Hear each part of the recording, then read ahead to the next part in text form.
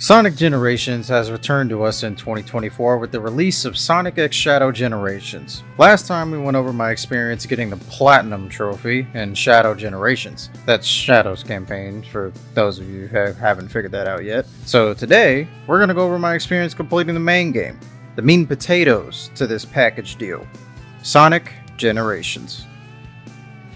Please forgive my lateness, this would have been out earlier, but I have to work to keep the lights on. I'm an adult. So I don't plan on going over the story and the plot of the game. If you guys want that, I can do that in another video maybe, but this is a remaster of a game that came out in 2011, so I'm sure most of you know what's going on in this pretty simple game.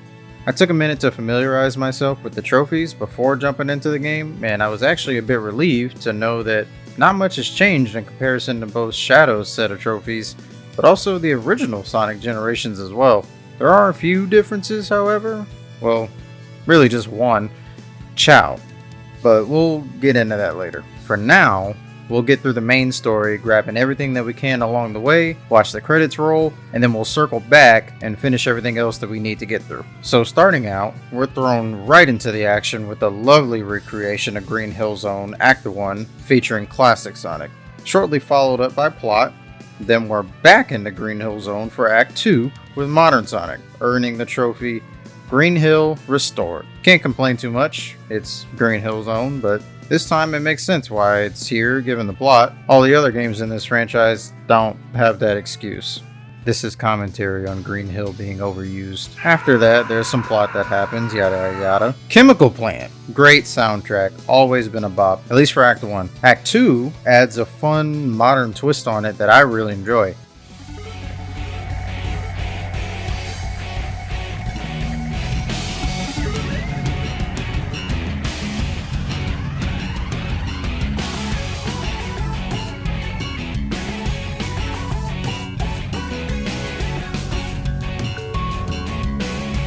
Now I know all the Act 2 soundtracks have a modernized sound for the older stages, but this one just does something to me that I can't explain. Chemical Plant, Restored. Best girl, by the way. Love what they did to her character in the recent games, but we can talk more about that another time. Heading on over to the last of the classic era, Sky Sanctuary. The aesthetics, great. The OST, amazing. The level design, interesting. The skill of the player, severely lacking. I don't know what it is, but playing a Sonic game on modern consoles just feels so weird compared to back in the 2010s. Feels slippery to me. That feeling is multiplied by like 20 when I'm playing this classic Sonic. Modern Sonic gave me some trouble, but once I continued playing, it started feeling a little bit better. The trick system still feels slow and kind of unresponsive, but that's me being nitpicky. Anyway, with Acts 1 and 2 finished, we saved the Red Dreadman and earned Sky Sanctuary Restored. With 3 zones restored, we've arrived at the very first boss fight of the game. And as expected, there's a damn paywall. But that's okay, because it means we get to play more content. Challenge stages. These are cute little snippets of content that mix up the standard gameplay sequences with creative uses of assets and tweaks to the locales and mechanics. Some even unlock skills for Oma Chao's shop. Plus, we're gonna need to complete every single one of these at some point, but for now, we just need to complete one challenge level per zone to grab the 3 keys needed to unlock the boss gate. I won't go into detail here, but some of these stages are cute, but some haunt me in my dreams. I did spot good old Metal Sonic though, and decided to go ahead and throw him in the scrapper really quick, accompanied by one of the greatest tracks in the whole series, Stardust Speedway Bad Future, the Japanese version of course. But with that, the trophy scrap metal is secured. Death Egg Robot. Remember this little egg toy? He's returned to get whooped again, but instead of following in the footsteps of its original 1992 version, getting knocked upside the head, we opt to give him a few smacks to the behind.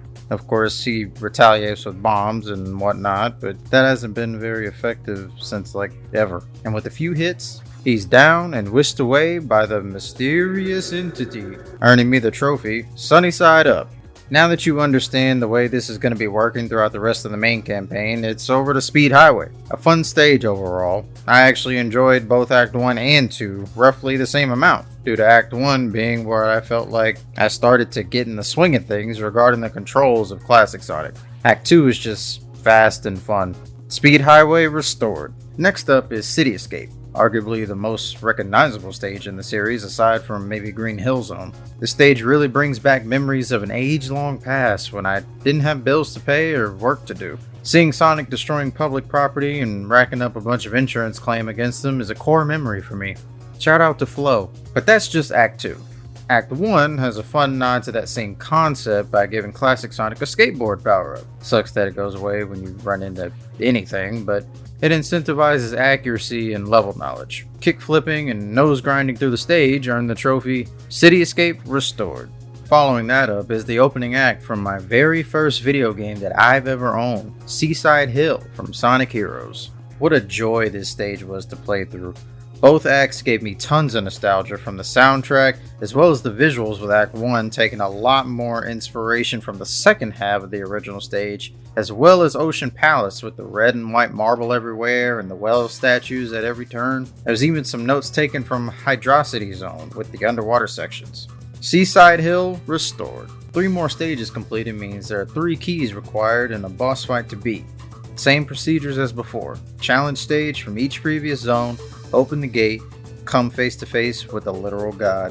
But first, there's a certain hedgehog that needs to be taken care of. Shadow has an emerald that we need to take, and with the context of Shadow Generations fresh in my mind, I can't help but wish this got altered a bit to showcase maybe some more updated dialogue in Sonic Generations, but I'm just being picky again. After showing Shadow who the real faker is, him, we earn the trophy Shadow Boxing.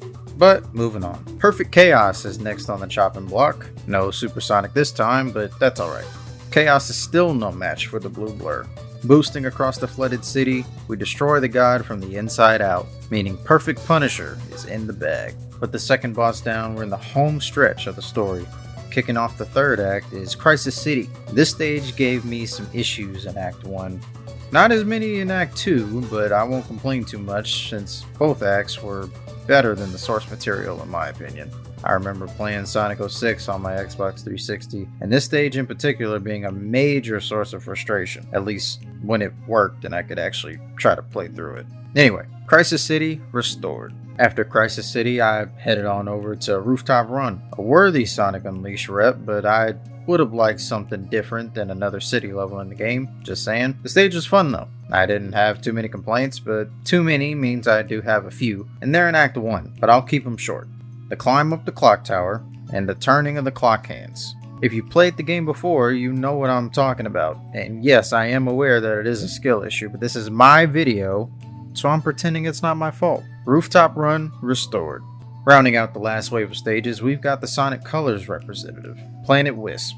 I can't really complain about this stage pick, honestly. I think it's a nice stage with some mildly entertaining Wisp usage in the main acts to act as a tie-in to this stage in particular. Overall, fun time. Planet Wisp restored. I did do a bit of backtracking after finishing this zone to go squabble with the hedgehog that has a bit of a littering problem. I mean, really, Silver just takes trash, breaks it up, throws it at me, and spreads the trash out even more. Take a page from Wally and get creative with it, man. Anyway, Silver got put down by way of a giant trash ball, earning the trophy Silver Got Served. Pretty accurate, honestly. With the final 3 zones restored and another hedgehog put in the ground, that leaves us with the penultimate boss to take down. I'm not going to waste time going over the prerequisites, you get the gist at this point. Side mission, keys, unlock the gate. That leaves just us and the Egg Dragoon to battle it out. It is Egg Dragoon, right? It's not Dragon. There's 2 O's, so it's... yeah, okay. Coming in from Sonic Unleashed at the end of Eggman Land, base stage by the way, the devs took some liberties since Sonic obviously shaved and stopped hitting the gym, so the fight needed to be more modern Sonic friendly, with the speed and homing attacks being the main ways to do damage. I can appreciate the skydiving section of the fight though, a nice reminder of what took place in Unleashed. There's even a nice little cutscene after beating the boss just like in the original. Boom Boom Dragoon is in the bag. I really didn't like that trophy name. Beating the Egg Dragoon did nab us the final Chaos Emerald to add to our collection. I guess I never mentioned anything about them. Yeah, after each boss fight, I got an emerald, and this was the 7th boss. This also earned the trophy Treasure Hunter for collecting them all. At last, we've reached the end of the story.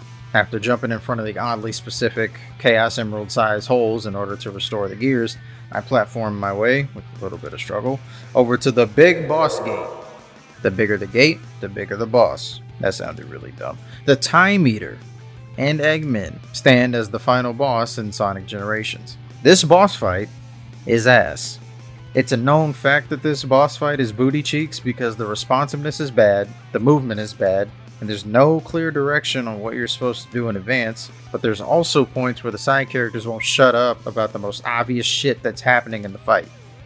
It's really a mess. But either way, with the power of friendship, plot, and a golden spiral of energy, the Time Eater and the Egg Boys are put down and sent to the future. This future. This one specifically. Unlocking Sonic Generations, all stages cleared. With the main story done, it's time to go back through and backtrack. The worst part, in my opinion. I decided to tackle 3 objectives at the same time since they all involve the main stages. Getting all the S ranks for the Big Bang trophy, Rescuing Professional for rescuing all the Chow, and Red Ring Collector for getting all the Red Star rings. Obviously, the S ranks were the easiest to get done. I just played through the stages better. In fact, I actually got a lot of the S ranks during my initial run through the zones. Not really difficult to do, I admit, but still, I feel like that's an accomplishment. Where things started to get interesting was the collecting stuff. I did the Chow before the Red Rings mostly because they were the added content in this remaster and I wanted to see if they placed them anywhere funny. And to my elation, they actually did. There were some very creative spots these little guys were hidden, and unless you're slowing down and checking every corner, you won't notice them. I, of course, used my resources and looked at the location hints in the collection room to help me out, but I figured they took the time to give each batch of Chow a little scrapbook on the shelf when you rescue them. How could I not look and waste that wonderful effort and detail? Moving on though, the last items needed in the main stages were the Red Star Rings, like I said before. Some of them I actually remembered from the original version of the game back in the day, but I don't think I ever went through trying to find them all back then.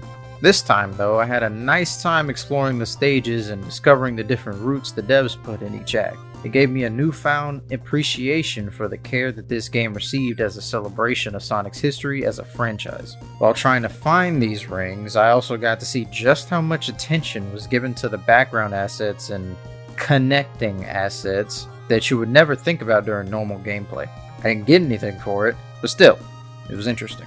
The next trophy on the chopping block required me to complete every challenge act in the game. That's 45 stages for Classic Sonic and 45 stages for Modern. 90 total. Overall, this wasn't too horrible to run through. After all, there's no rank requirement, so as long as it's done, progress was being made. The only downside was the sheer amount of stages I had to go through, but the load times were near instantaneous, so even that wasn't that much of a problem.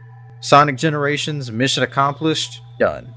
Fun fact, after completing a challenge act, the gate for it spawns a bell. Upon ringing that bell, a musical note flies around, and upon collecting that, music and concept art is unlocked in the collection room. But that's not all.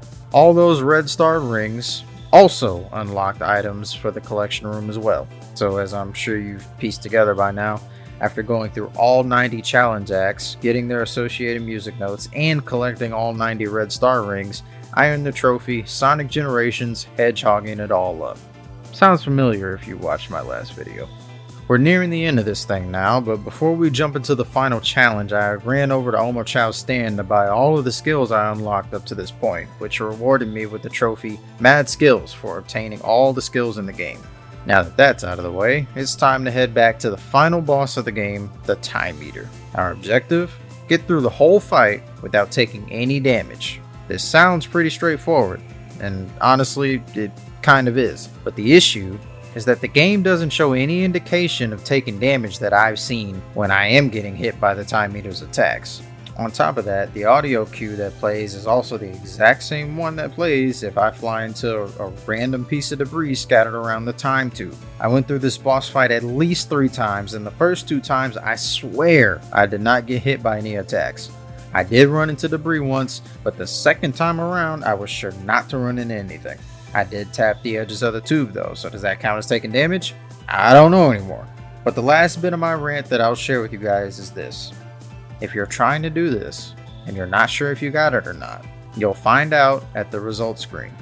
But if that trophy didn't pop by that point, you're gonna have to watch the credits each time it happens and go from the main menu, load in, and start up the boss fight again for another shot. But I digress. Third time's the charm, and on my third attempt, I earned the trophy Can't Touch This for taking no damage from the final boss and completing the stage. And with that, I was at last graced with the Platinum Trophy. The real Platinum Trophy this time, no silver paint. All trophies collected was mine, thus marking my completion of Sonic X Shadow Generations. This was such a nostalgic experience for me, as well as a humbling one, because I remember blowing through these stages with my eyes closed back in 2011. But I had a really fun time regardless of my lack of skill. But with that, I'm ready for a nap. So I'll see you guys in the next video. And remember, keep hanging in there.